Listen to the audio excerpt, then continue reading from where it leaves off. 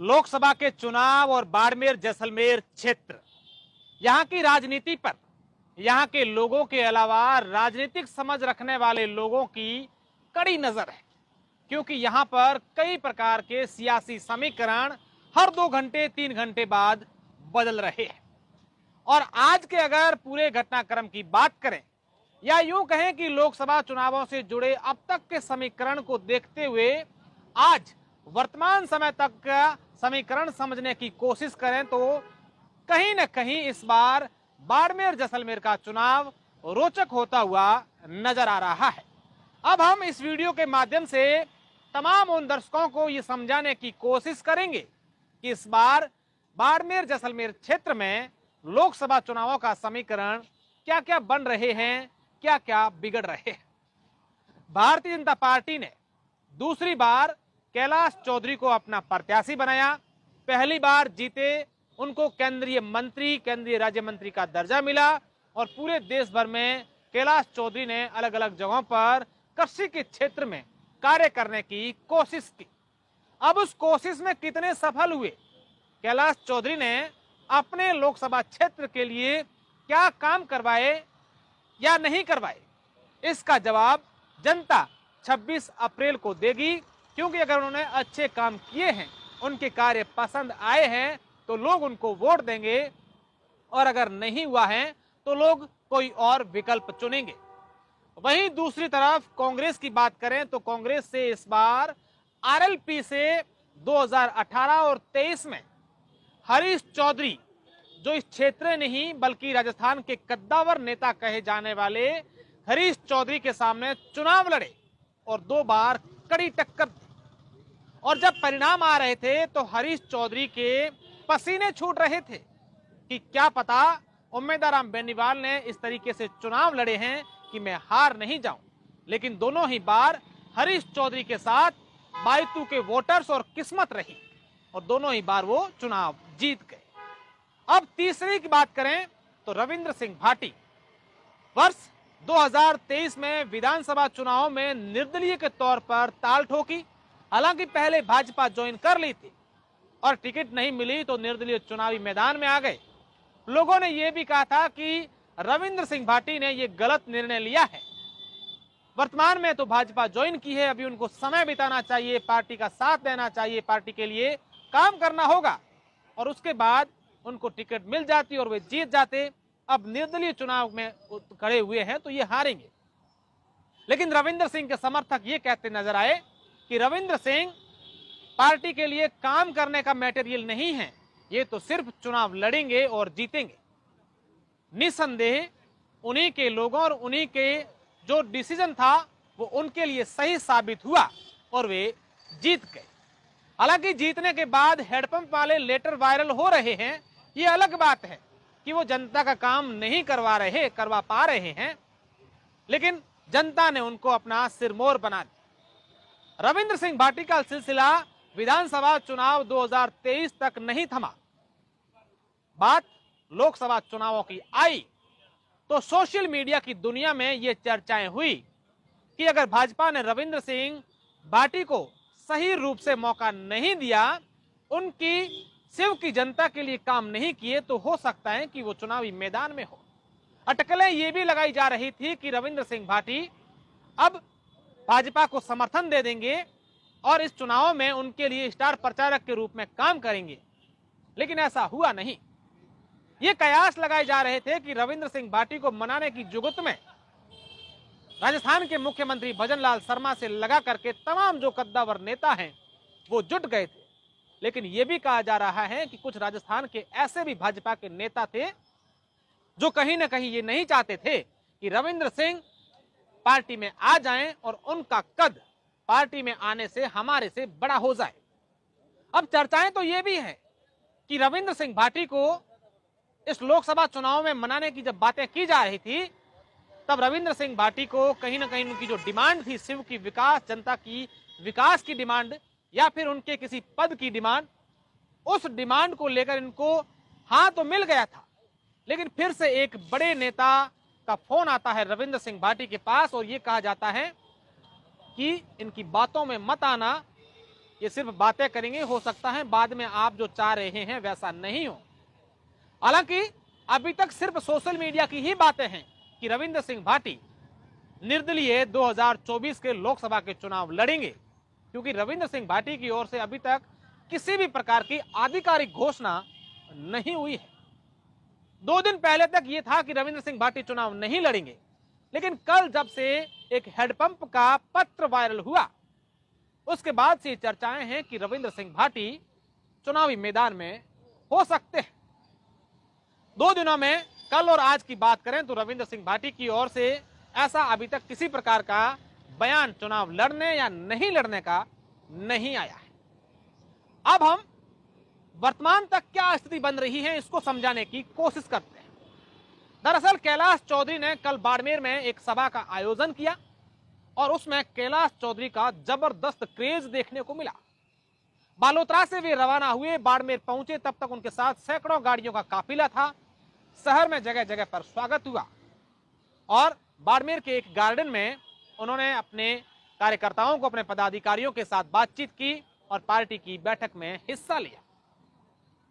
वहीं अगर बात उम्मेद आराम बेनीवाल की करें तो उम्मेद आराम बेनीवाल को कांग्रेस ज्वाइन करवाने में बाड़मेर और जैसलमेर के लोगों में यह बात है कि हरीश चौधरी का बड़ा हाथ है। और आज उम्मेद आराम बेनीवाल सुबह जोधपुर एयरपोर्ट पर उतरे और वहां से बाड़मेर के लिए रवाना हुए हैं। यह सफर करीब करीब 12 घंटों से अधिक का हो गया है, लेकिन 3 घंटों का रास्ता अभी तक उम्मेद आराम बेनीवाल पार कर बाड़मेर नहीं पहुंचे हैं। इससे यह कहा जा रहा है कि उम्मेद आराम बेनीवाल का जो काफिला आ रहा है वो काफिला लगातार बढ़ता जा रहा है। उस काफिले में सैकड़ों गाड़ियां हैं, लोग लगातार उनके साथ जुड़ रहे हैं। ये तो देखने वाली बात होगी कि ये काफिला गाड़ियों का होगा या फिर ये काफिला वोटों में भी तब्दील होगा। वहीं अब कांग्रेस और उम्मेद आराम के लिए बाड़मेर जैसलमेर में एक और मुश्किल खड़ी होती हुई नजर आ रही है। ये मुश्किल जब दिखी तब विधानसभा चुनाव 2023 में सिवाना के कांग्रेस के प्रत्याशी रहे कर्नल मानवेंद्र सिंह ने एक ट्वीट करके कहा कि जिन लोगों को पार्टी ने 6 साल के लिए निष्कासित किया था, उनके लिए 6 साल बड़े जल्दी चले गए। एक तंज कसा था, क्योंकि सुनील परियार और फतेह खान को, जिन्होंने विधानसभा चुनाव 2023 में पार्टी से, कांग्रेस पार्टी से बगावत करके चुनाव लड़े, और यही कहा जा रहा है कि ये दोनों अगर चुनाव नहीं लड़ते तो इन दोनों जगह से कांग्रेस अपना प्रत्याशी जिता सकती थी। कर्नल मानवेंद्र सिंह के ट्वीट के बाद अभी अभी शिव से कांग्रेस प्रत्याशी रहे अमीन खान ने भी इस बात को लेकर नाराजगी जाहिर की है और कहा है कि जिन्होंने कांग्रेस से बगावत की, आज पार्टी उनको अपना वापस उनको ज्वाइन करवा रही है। इस बात से हमें और निष्ठावान जो कार्यकर्ता है उनमें कहीं ना कहीं रोष है। बातें तो ये भी की जा रही हैं कि अमीन खान आने वाले 1 या 2 दिन बाद अपने आवास पर एक बड़ी सभा का आयोजन करवाने जा रहे हैं।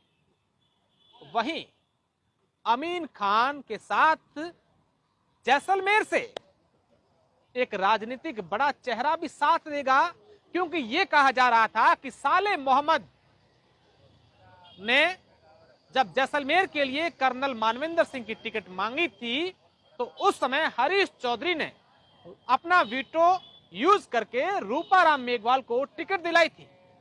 तो अब ये देखने वाली बात होगी कि कांग्रेस के लिए अमीन खान और साले मोहम्मद का गठबंधन, हालांकि ये कांग्रेस के हैं, और हरीश चौधरी ने जिस तरीके से उम्मेद आराम बेनीवाल को टिकट दिलवाने, उनको ज्वाइन करवाने, फिर फतेह खान और सुनील परियार को ज्वाइन करवाने में भूमिका निभाई, ऐसे में इन दोनों की नाराजगी किस तरीके से कांग्रेस के लिए नुकसान पहुंचाती है, यह भी देखने वाली बात होगी।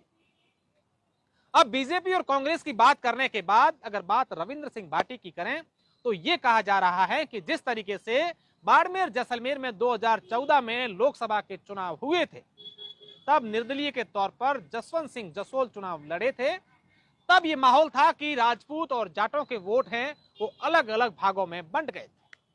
तो क्या वही समीकरण इस बार देखने को मिलेगा? क्या मूल ओबीसी के जो वोट हैं बाड़मेर जैसलमेर के, वो हमेशा से परंपरागत भाजपा के वोट माने जाते रहे हैं, क्या वे वोट रविंद्र सिंह की तरफ जाएंगे? अब चर्चाएं ये भी हैं कि जिस तरीके से 2014 और 2019 में प्रधानमंत्री नरेंद्र मोदी की जो एक लहर थी, उस लहर का ग्राफ धीरे धीरे कम जरूर हुआ है, लेकिन क्या इस लहर को वापस पानी देकर कैलाश चौधरी और उनकी पूरी टीम पनपा पाएगी? ये बड़ी देखने वाली बात होगी। लेकिन अगर बाड़मेर और जैसलमेर की बात करें तो इस बार अगर रविंद्र सिंह भाटी चुनावी मैदान में होते हैं कांग्रेस और बीजेपी के सामने, तो यहाँ के चुनाव बड़े रोचक होंगे। नतीजा क्या होगा ये अभी तक किसी को पता नहीं है, क्योंकि बातें ये भी की जा रही हैं कि ये शिव के चुनाव नहीं है जो रविंद्र सिंह भाटी को इस तरीके से क्रेज मिल जाए और उनको वोट दे दे। ये चुनाव बाड़मेर और जैसलमेर पूरे लोकसभा क्षेत्र के हैं, और अगर शिव को छोड़ दें तो बाकी जगहों पर मूल ओबीसी जो है वो जिस तरीके से हमेशा से भाजपा के साथ रही है उसी तरीके से रहेगी। लेकिन बातें ये भी कर रहे हैं कि इस बार बाड़मेर जैसलमेर लोकसभा क्षेत्र से सांगाराम जहांगीर ने दावेदारी की, उनका टिकट उनको टिकट नहीं मिला, तो कहीं ना कहीं मूल ओबीसी में भी अंडर करंट है कि हमने पहली बार किसी पार्टी से दावेदारी की, हमने चुनाव लड़ने की इच्छा जाहिर की, लेकिन उसमें भी हमें मौका नहीं दिया। और यही कि हम पिछले कई सालों से, यानी कि जब शुरुआत से ही हम लगातार अलग अलग पार्टियों को वोट दे रहे हैं, लेकिन मूल ओबीसी को किसी पार्टी ने मौका कहीं से भी नहीं दिया है। बाड़मेर और जैसलमेर के चुनाव निस्संदेह रोचक होंगे अगर रविंद्र सिंह भाटी चुनावी मैदान में होते हैं, और अगर नहीं होते हैं तो भी यहाँ के चुनावी नतीजे हैं वो बड़े रोचक होंगे, क्योंकि एक तरफ कांग्रेस 8 विधानसभाओं में अपना पुरजोर लगाएगी उम्मीदवार बेनीवाल को जितवाने के लिए, वहीं दूसरी तरफ मोदी लहर को किस तरीके से बीजेपी और उनके पूरे के पूरे समर्थक, उनके नेता इस क्षेत्रों में अपनी सरकार है ये भी बताएंगे कि हमारी तो सरकार स्टेट में भी है और केंद्र में भी मोदी सरकार बनने जा रही है, तो आप हमारे साथ रहिए और हम जो है वो आपके लिए विकास के काम करवाएंगे। लोग ये भी कह रहे हैं कि रविंद्र सिंह भाटी को अगर हम चुनाव में वोट दें और अगर वो जीत जाएंगे तो हमारे बाड़मेर जैसलमेर के लिए विकास कैसे करवा पाएंगे। लोग ये भी हवाला दे रहे हैं कि शिव में वोट दिए, लेकिन शिव से रविंद्र सिंह को सिर्फ 2 हैंडपंप ही उनके नाम के अनुशंसा के नाम पर स्वीकृत होते हैं और स्वरूप सिंह खारा के नाम के 20 स्वीकृत होते हैं। तो ऐसे में जनता का तो नुकसान ही हो रहा है।